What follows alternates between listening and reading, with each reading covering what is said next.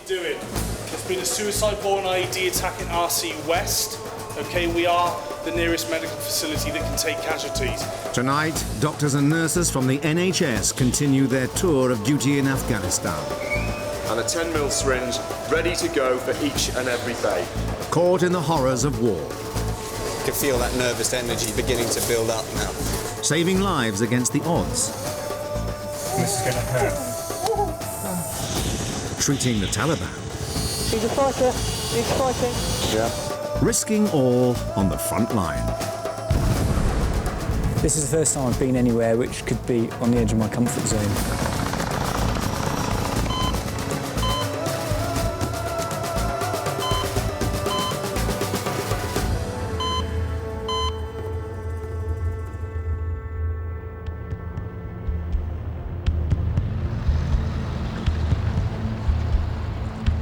In southern Afghanistan, the British Army is confronting the Taliban, intent on taking them on face to face and putting an end to an increasing number of suicide bomb attacks which have been killing and maiming British soldiers.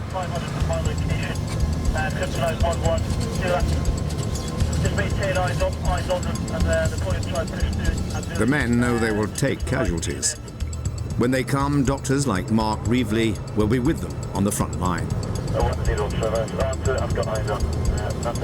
He's one of a number of British doctors who put their lives on the line to try and save soldiers wounded on the battlefield, taking treatment to the casualty rather than waiting for the injured to get to them. One of the biggest avoidable killers is bleeding to death out of an arm or a leg. Now, some people, when they get injured, they're going to die anyway. It doesn't matter what you do. If a bullet goes through your head, if it goes through the centre of your chest, the chances you're going to die. We know that in Vietnam, 9% of the guys who died from bleeding out of an arm or a leg, and that should be reversible. Yeah, we should be able to stop those guys dying. Dr. Reevely has never experienced war before. He's a volunteer, a member of the Territorial Army, an anaesthetist with the NHS in London. I think of it like as an itch you want to scratch. I still need a bit more danger, a bit more excitement. And I think the same applies to a lot of guys who do perhaps steady, run-of-the-mill jobs, and this is their chance to get out there and have some excitement. I'm going to go back into the NHS. I'm sure I'll be more confident. I'll have seen more trauma than nearly anyone I've worked with, you know, and I'll be a lot better doctor for that. 2,500 miles from home, Dr. Reevely is just starting to realise the danger he's put himself in. We're heading into unknown territory and going into areas where there might be IEDs, which is why I've got everything on. Every time Reevely's vehicle stops, they face danger. And not always from Taliban fighters. It looks like the group needs medical help, but Dr. Reevely doesn't take chances. Just walk behind the wagon and make ready. They may have to shoot first and ask questions later.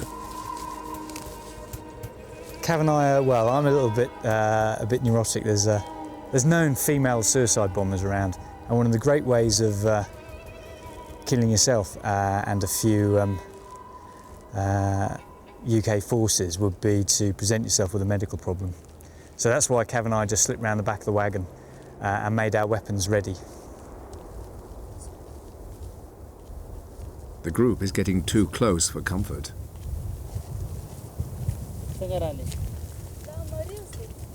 Reevely's Afghan interpreter is first in the firing line. We've got medical rules of engagement, and we'll look after anybody who's hurt in fighting, or either we hurt or they hurt or has been hurt by legacy mines, for example. This is nothing to do with us. However, she's come out, we're here, and as a little bit of goodwill, I'm quite willing to look at her foot.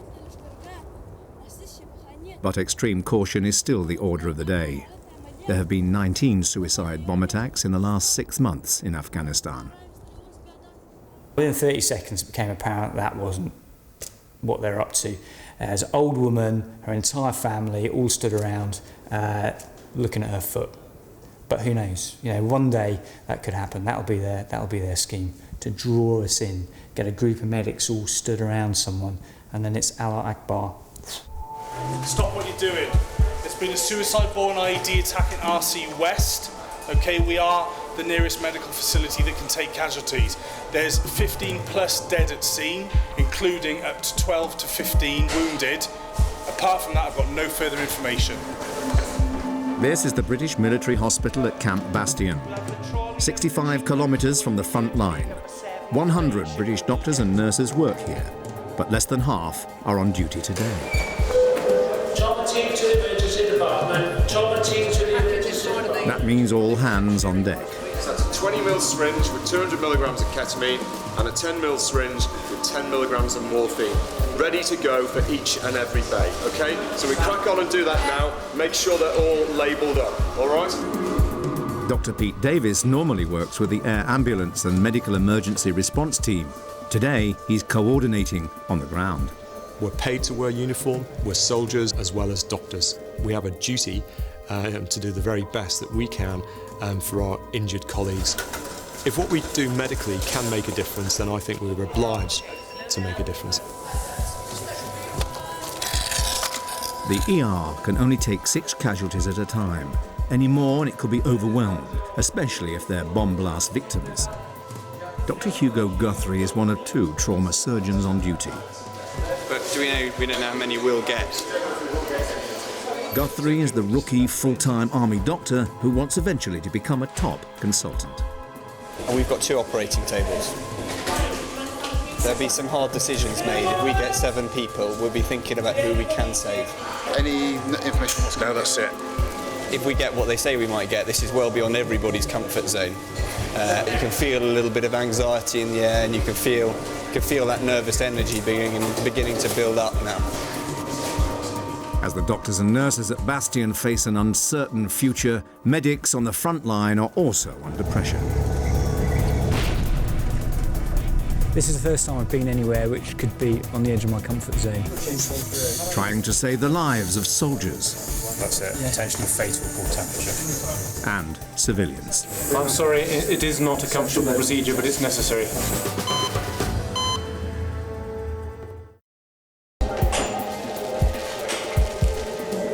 At Camp Bastion in southern Afghanistan, the doctors and nurses in Britain's military hospital are still preparing to receive up to 7 civilian casualties from a suicide bomb attack.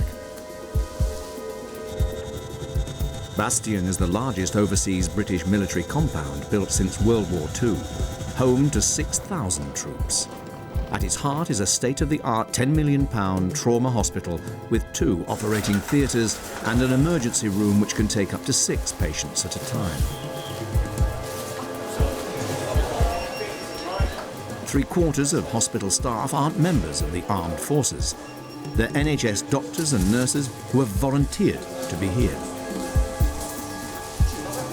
Justin Woolgar is an NHS volunteer, a territorial army major in a war zone for the first time. You all getting up for this? I think so. Mr. Woolgar is 43, a vascular surgeon from Wales. Right, let's go then. Mr. Probert. Bastion is a far cry from his day job in the Swansea Hospital. Right, Mr. Probert. It's nice to sort of have a break from your usual routine NHS work. I think that's quite important because you can go a bit stir crazy doing the same job all the time. And it's refreshing. You go to somewhere totally different, work in a totally different environment. Justin Woolgar has never experienced anything like this before. It doesn't frighten him, it thrills him. Any form of emergency surgery, really, I quite enjoy it. You know, I think it's just the thrill of getting sick patients and being able to operate on these really sick patients who otherwise would probably die if you don't do anything. No, trauma junkie. The code red isn't as bad as expected. Instead of 7 casualties, the helicopter has brought only 3, all with serious blast injuries, but Surgeon Woolgar won't get his hands on them yet. When they initially come in, you basically have to stand back and let the A&E guys do, the first assessment.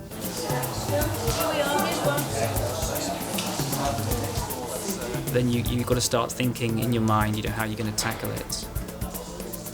You're never quite sure what you're going to be dealing with, and I think that's the thing that sort of gives you a bit of an adrenaline buzz. Blood pressure 114/46. Bloods have all gone down and we've cross-matched for 4 units. All 3 patients are critical, but there are only 2 operating theatres. It's Dr. Woolgar's job to decide who gets surgery first. This is often the dilemma you have, is which patient goes first. With trauma surgeries, you have to sort of decide, what's the most immediate life-threatening problem and whereabouts it is and how you're going to tackle it. Often with these patients, when they come in, they're so unstable, there's no time for sort of sophisticated imaging like CT scanning or anything like that. Going off to sleep very shortly. Start, guys, when you're ready, okay? ATS when you're ready. Woolgar's first patient is suffering from heavy bleeding. The surgeons know they are going to have to amputate limbs if lives are to be saved. On the front line, Dr. Reevely is also dealing with limbs. His foot clinic is taking longer than expected. The scar is from a previous operation and not the war, but he's determined to help. So it looks like it's healing nicely. It's a good idea, some magic cream. Let's see if we can just give it a little bit of foot powder. She needs to rub it in. And if she does that 3 times a day. She had some scar tissue which was stiff, which was sore. If she was seen in NHS, we'd have done something similar. The Afghan people think of the British Army almost as magicians. We can drop a bomb, a 500-pound bomb, within 2 metres of wherever we want it, whenever we want it. And they think we can do the same stuff with our medical resources. And she wanted us to magic her foot better. What else can we give them but foot powder? There's nothing else we can do for them.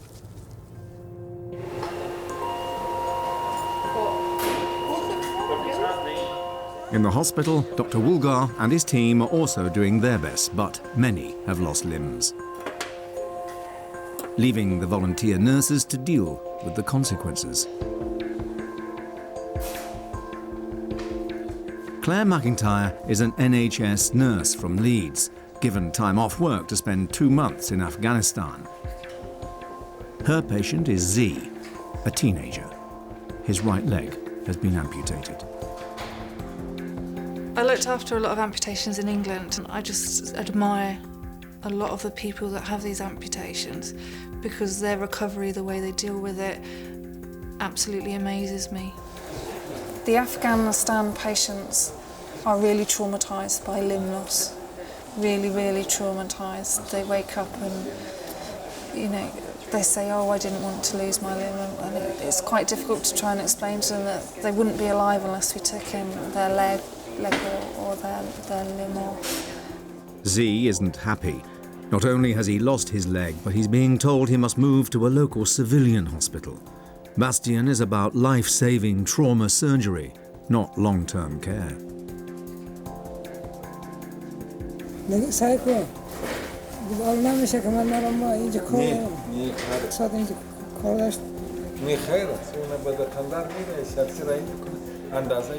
McIntyre cannot change the rules. Z has to go. Today. Our job really is to make sure that they're stable, the operation's done, and then move them on to the appropriate hospital.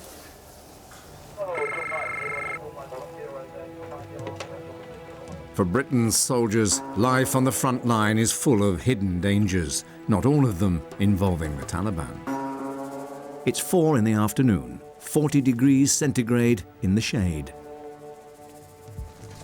One of the biggest killers in this war zone is the heat. When did he go unconscious? When did he collapse? Yes, fella.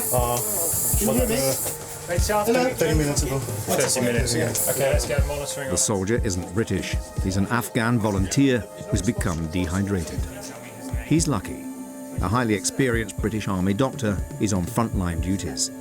Dr. Akbar Lilani, a full-time Army captain from London, is on his first tour of Afghanistan. Hello? Can you open your eyes for me? Open your eyes. Post 138. Unknown. Yeah. It's right over there. Have you guys got access? No, sir. Access is necessary to force fluids into the soldier. If he doesn't get them quickly, he will die. Hold it squeezed. Right, Bruce. Oh, all right, mate. I've got one, mate.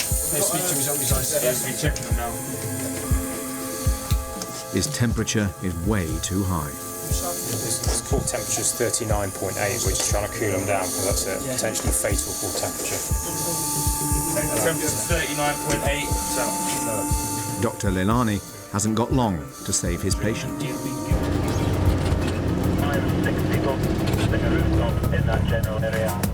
A few kilometers away, Dr. Reevely and his medical team are also being stretched, hunting the Taliban. That means the NHS volunteers sworn to save lives must now shoot to kill, if need be. Everyone takes a turn on the sentry, everyone takes a turn on the machine gun, and you know, one of those times it's going to be you on the machine gun putting the rounds down the other way. And my military skills are probably not quite as proficient as my medical skills. So I'm slightly reluctant to shoot people or shoot at people. And ironically enough, I thought the worst thing that could happen would be the kind of situations which the docs often end up in. You end up near a compound, say a compound like one over there, and some fire comes in from it, everyone lies down and just fires in that general direction. See, when you do that, you don't know what effect you're having. You don't know. You could go away and then a year, 2 years later think, well, perhaps I actually, you know, perhaps I killed someone that day. You don't know. This is the first time I've been anywhere which could be on the edge of my comfort zone, with bullets and explosions whistling around my ears. And when you see the women and children clear off, they're the first people to know that something's about to kick off. In his frontline first aid post, Dr. Leilani isn't worried about the Taliban. He's still trying to get fluids into his desperately dehydrated patient. If he is to save the soldier, Leilani has only one option left. This is going to hurt, but I need him to stay very still. Plunge a hollow needle directly into his chest bone and get fluids in that way.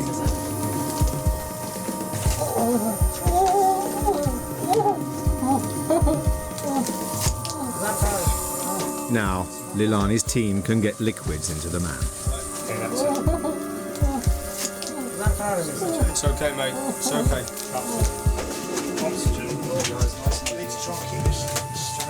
It doesn't take long for his temperature to start coming down. 1, 2, 3, left.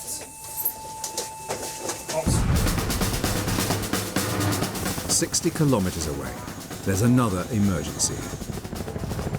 A landmine is detonated, catching more innocent civilians in its blast. An RAF Chinook, the military air ambulance, has been scrambled. The doctors and medics at another first aid post on the front line have been put on full alert. The helicopter is heading their way. Right, listen in, folks, shut up. We're now going to break it down into stretcher teams. People in the main treatment room, step forward this way. Can you now break them down into stretcher 1 and 2? Dr. Carrick Richards is handling this one. He's full-time Army. A major. But when he's not at war, he's the equivalent of an NHS GP at an Army unit in Kent, responsible for a battalion of soldiers. I'm the GP for an infantry battalion. I have 600 blokes, most of them fit as the proverbial butcher's dog, and my job is to keep them that way, to go with them when they go on exercise or overseas, to make sure that all the various checkups they need, vaccinations, happen. So I'm a little bit of an occupational health as well as a GP, as well as the trauma backup. The aircraft is in the air and inbound, and it's got 4 stretcher cases on board, and 3 of them sound as if they're fairly serious with chest injuries.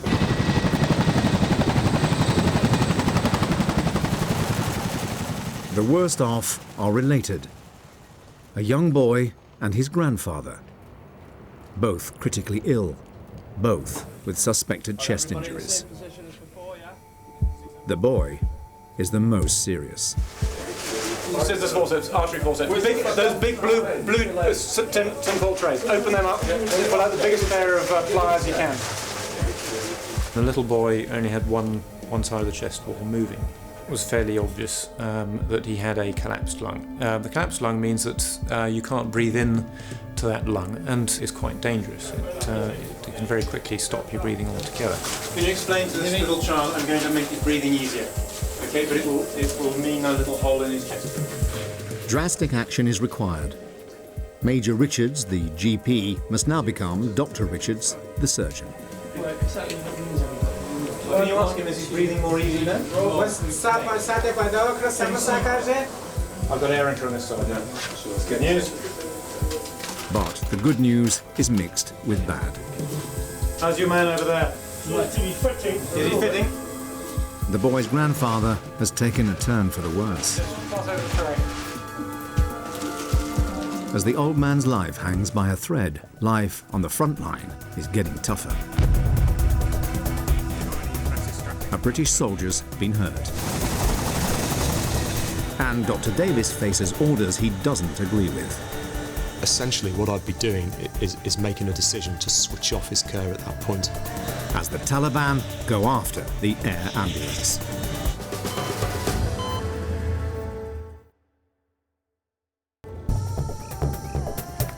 In Helmand Province, southern Afghanistan, British soldiers are still after the Taliban. Joining them on the front line is Dr. Leilani, who swapped his life-saving needle for an automatic rifle.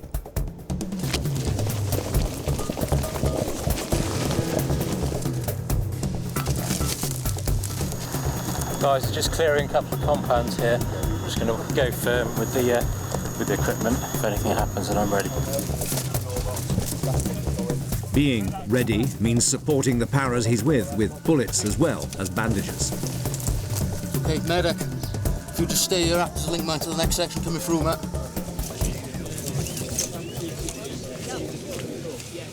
Leilani's support will not be needed.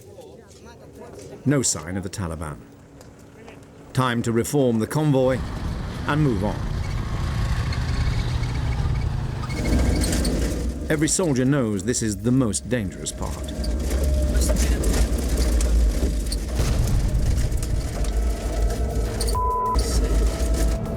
The convoy's lead vehicle has struck a landmine. A big blast. But only one casualty and a doctor close enough to give immediate treatment. Hughes here has sustained a fracture to his right ankle, giving him some morphine, local anaesthetic. It's been a close call.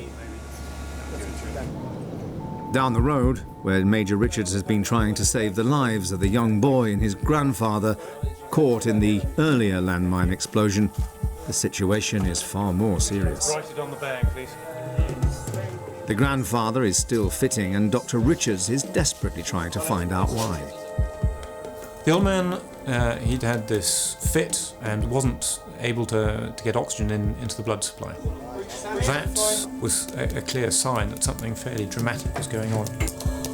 Richards thinks the old man could also have a collapsed lung, but he can't be sure. Pumping oxygen in as best we could, and it was very hard to be sure which side it was, so I was in a bit of a fix. You have a breathing problem, you fix something to make the breathing easier. Can you explain then? I'm just about to make a small cut. I'll push a tube into his chest and his breathing should be easier. The solution I chose was to put a chest drain in, even though I wasn't sure that he'd got a collapsed lung. I'm sorry, this should be over soon. I'm sorry, it is not a comfortable procedure, but it's necessary. Quite an awkward thing to do, stick a 2 centimetre wide tube into your chest. We need pulse? Sorry, there it is, 68. That's good. The emergency surgery has done the trick. Which means the man and his grandson can be handed over to a local civilian hospital.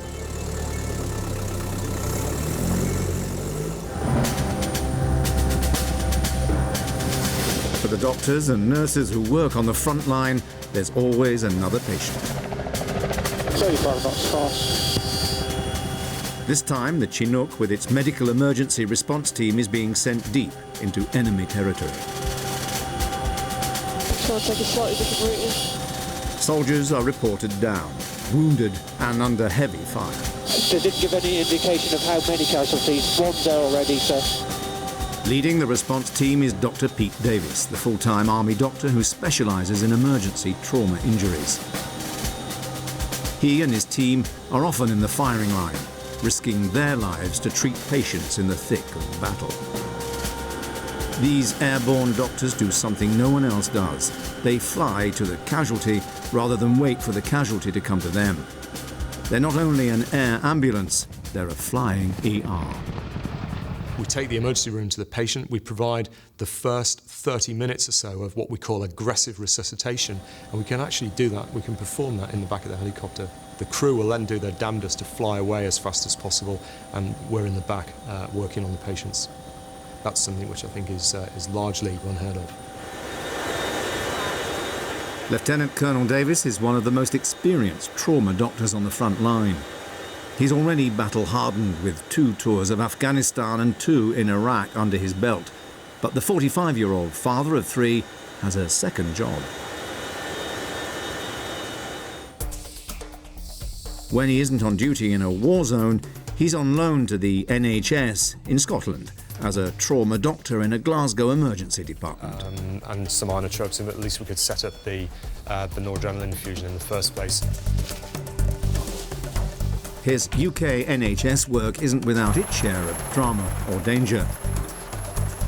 Just like Dr. Davis's work in Afghanistan, it often involves helicopters, working with the Scottish Air Ambulance and rescue services.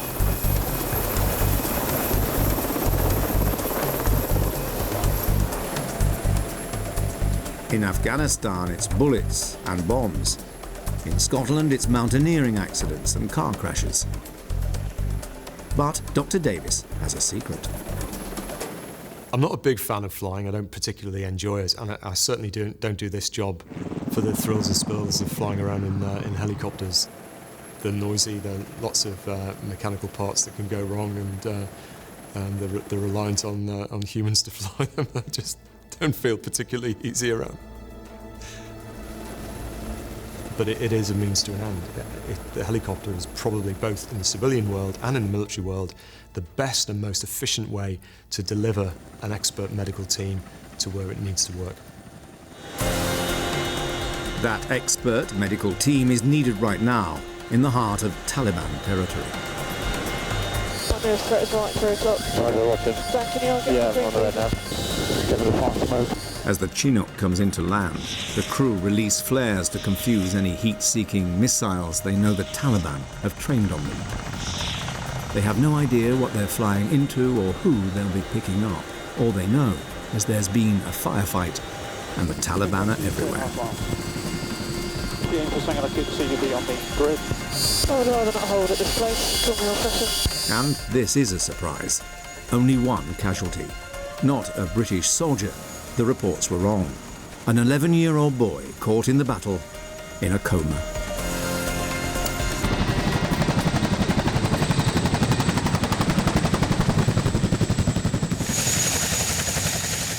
When he came on board, he clearly was very deeply in coma. Because of that, he wasn't breathing effectively. I decided at that point that I needed to take over the breathing function for this patient in order to try and normalise his system. If that situation had been allowed to progress for perhaps another 10 or 15 minutes or half an hour, his brain would have been deprived of oxygen. At worst, it may well have killed him. The helicopter crew have orders to take the boy to a local Afghan hospital. But Dr. Davis knows that if they do, he will surely die. His wounds are too severe for local Afghan doctors to treat. We'd started intensive care in the back of a helicopter, essentially, for this child. It seemed morally wrong for us to have started that level of care and for them to take him to a facility that really couldn't continue that. It's not their fault, but they're just not set up for it. Essentially, what I'd be doing is making a decision to switch off his care at that point. Lieutenant Colonel Davis has just seconds to decide. Obey the order and let the boy die, or pull rank and make the crew fly him to Camp Bastion and its life-saving ER.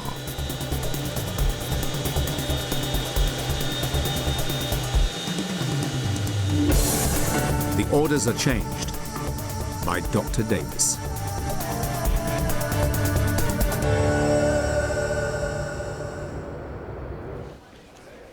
At Bastion, another patient has just arrived. Private Hughes, the soldier who had a close call with a landmine, who's being checked out to see if Dr. Leilani's battlefield diagnosis of a fractured ankle is correct. Simon Lawrence, the NHS radiographer from Wales, who works with terminally ill cancer patients, is on the case, complete with portable X-ray machine which gives instant results. Okay, what we're going to do is we're just going to take the splint off for a second or two. A complicated structure like the foot, it may not look any different to someone who doesn't know what they're looking at. Sometimes, you know, there may not be an apparent fracture, but if the knee and the ankle aren't in line, then you've got to start suspecting something else is going on. Good, lovely. Lawrence's X-ray confirms the worst for Hughes. Leilani was right. Hughes' foot is fractured. His war is over. For now. In the ER, Dr. Davis's 11-year-old coma patient is already on the table. Davis's colleagues now hold the boy's life in their hands.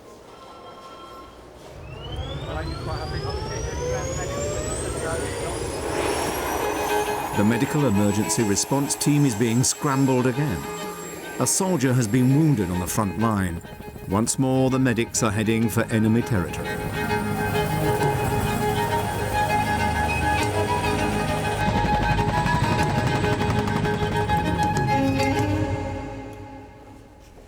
On the hospital recovery ward, there's a problem. Z, the teenager who had his right leg amputated, has disappeared. We have a serious problem. Our one-legged gentleman has vanished. Nurse McIntyre knows he can't have gone far. He was in bed only seconds ago. You haven't brought the patient then? The gentleman with one leg. You haven't got a one-legged man. In the ER, Dr. Davis's 11-year-old patient is out of danger. The treatment that only this hospital could offer has worked, leaving him in a stable condition. But Davis is in hot water. The top brass don't like what he did, diverting the helicopter from a civilian hospital to Camp Bastion. His boss, Colonel Hubbard, must now face the senior officers from Medical Command. Following the toing and froing of decision-making concerning the local national child who was picked up from Delhi, there will be a standing instruction drawn up so that everyone is clear on exactly who takes primacy of the decision-making process. The issue is that there is clinical opinion that sometimes is contrary to command decision. What I would ask then, don't ask people to make decisions that will be contrary to everything. Just don't send them as the answer, then we don't get into that debate. I think we're either there, actually. This is the job that we're signed up to do as medics, and that we will do our job to the very best of our ability. Wherever possible, wherever feasible, you have to listen to your own conscience. Your conscience should be governed by principles of ethics. The decision to bring the child to our hospital was clearly the right one because of what we could do. So the decision in the air was made to bring it to a facility that we knew that we could actually do something with. What we have to be careful of when we send our people out is not ask them to play God. They're there and know that there is a chance of survival for this individual if they go right rather than left. And anyone who's a medical professional is going to go on the right route. For a few moments, I thought I was going to be having an interview without coffee with Phil Hubbard. But when he saw the results, he very quickly said that you've done absolutely the right thing, Pete, in bringing the patient back here. The modern army or the modern forces aren't yes sir, no sir, 3 bags full sir, and senior officers are allowed occasionally to have differences in opinion. I resolved to take the patient to Camp Bastion, working on the premise that it's a lot easier to gain forgiveness than it is to gain permission in the first place. We've looked round the back. Nurse McIntyre is also hoping to earn forgiveness as she continues to hunt for her one-legged patient, Z.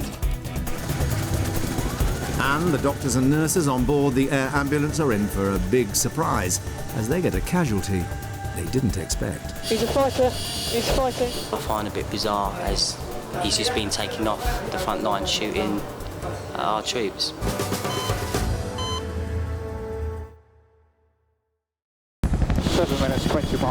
In southern Afghanistan, Britain's military air ambulance has again been ordered to risk a landing on the front line. Roger. Friendly's right to look. To pick up a badly wounded soldier, it's the only way of saving his life. But this casualty isn't British or even Allied. He's a suspected Taliban insurgent. Coming up the ramp now. He's a fighter. He's fighting. Yeah. Not for long.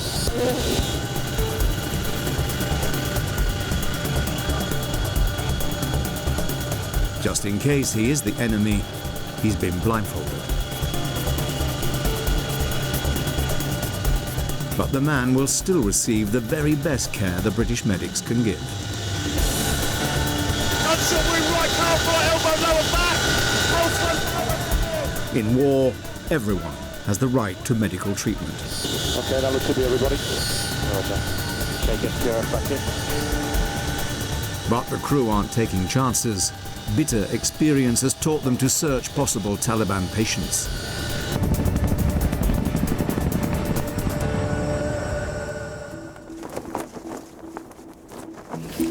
I don't know. At Camp Bastion, Nurse McIntyre is still searching for her missing patient, the teenager Z, who had his right leg amputated. He's not round the back. We've looked round the back. He was sat there. He's nowhere inside, so there's only one other place. A hospital extension is being built.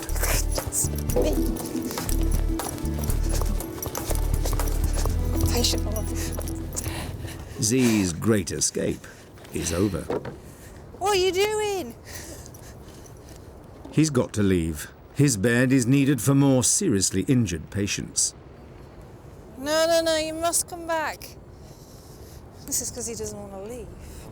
No. I've got him.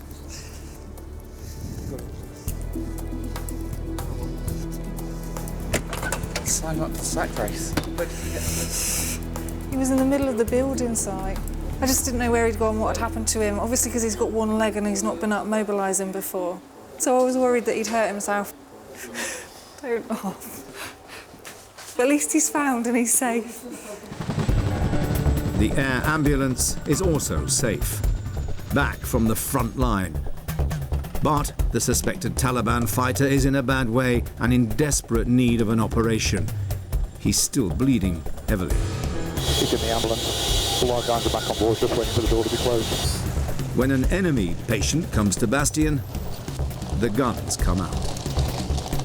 Lives are at risk.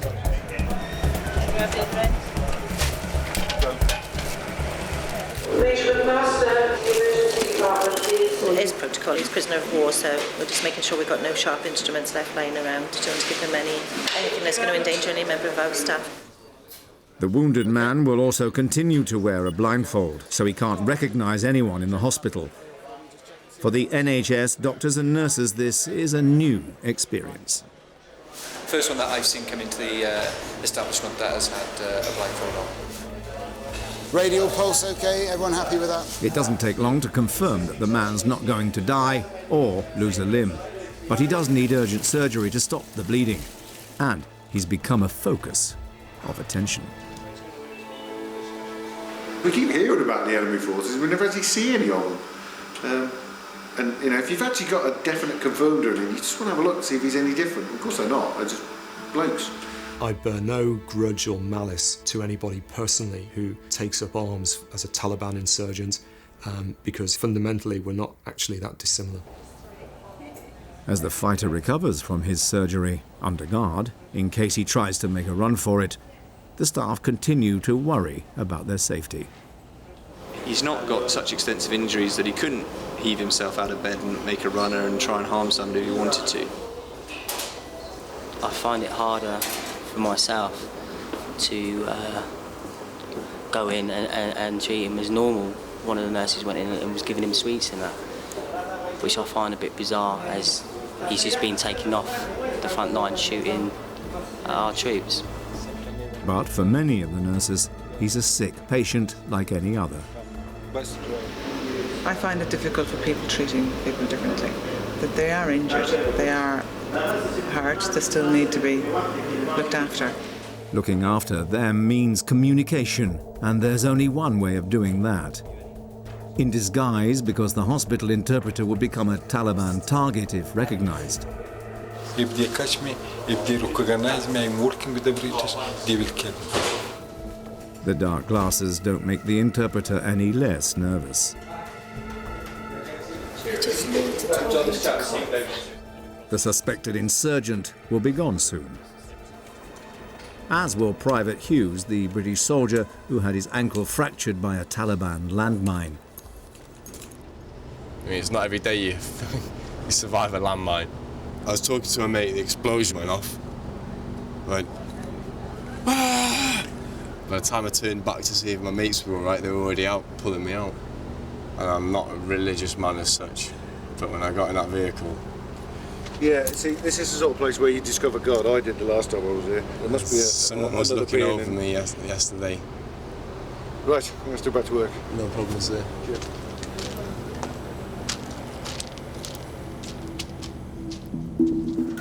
Someone's also been looking over Z, Nurse McIntyre's one-legged escapee.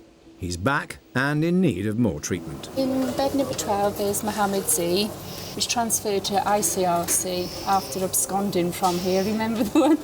Oh my God, really? I don't know how he ended up coming back here. His wound wasn't actually closed. Just to say, keep an eye on him, because he's up and about in the wheelchair and very nifty in the wheelchair. Okay? Just he smirked at me as he was wheeled on the ward.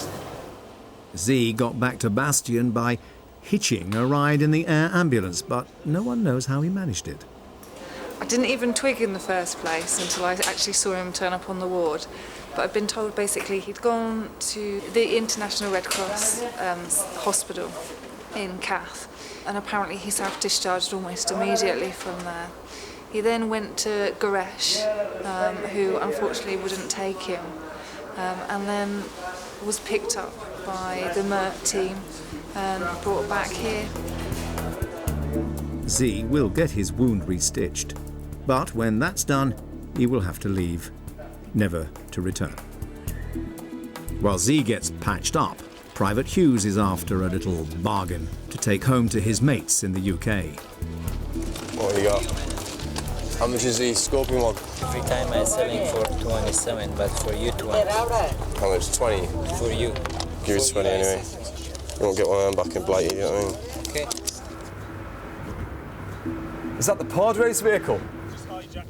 I'd give him a right arm as a kid to drive one of these. I mean, it's an awesome Tonka toy, isn't it? Dr. Pete Davis is also going home. The lives he's saved have won him many friends.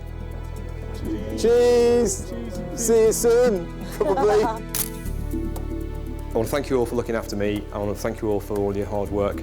We're seeing an awful lot of sort of human tragedy and carnage and all the rest of it, but sort of in between, you know, the spirits come right up and everybody has a good laugh, and you never know, I might even be back out sooner rather than later, the way things go. One thing is certain, Dr. Davis will be back with the NHS in Scotland within a very short time. A few days at home just to get used to being at home, and more importantly, let home get used to me being back with them as well. During their 3 months in Afghanistan, the 100 volunteers from the National Health Service who helped run Camp Bastion's hospital and its air ambulance took part in almost 1,000 medical emergencies. They were involved in more than 200 major operations, undertook 17 amputations, and they believe they saved the lives of countless people, many of them children. Sometimes the work has been really demanding. Long hours, intricate work, and some struggles to save life. You know, battles that we've won. We lose a few, but in the main we win most of them. For a small number of patients, it absolutely makes the difference between life and death. In my opinion, it's definitely worth the risk, and I'm not on a medal hunting mission by any stretch of the imagination. Before I went out there, I'd never retreated patients with, victims of bomb blasts and things like that. But now I can say to myself, well, yeah, I've done all that. Not many people get the opportunity to do it. And I feel quite privileged that I do have the opportunity to do it, and I found out I'm quite good at it. It's certainly, what I'm doing now at the moment is less stressful than being an NHS doctor. I do it fundamentally because I think that we, the United Kingdom, have a responsibility to our soldiers. Each time they leave the camp, not knowing whether that's the day that a roadside bomb is going to go off or they're going to get shot. If we're going to send them to these places, they need to be looked after.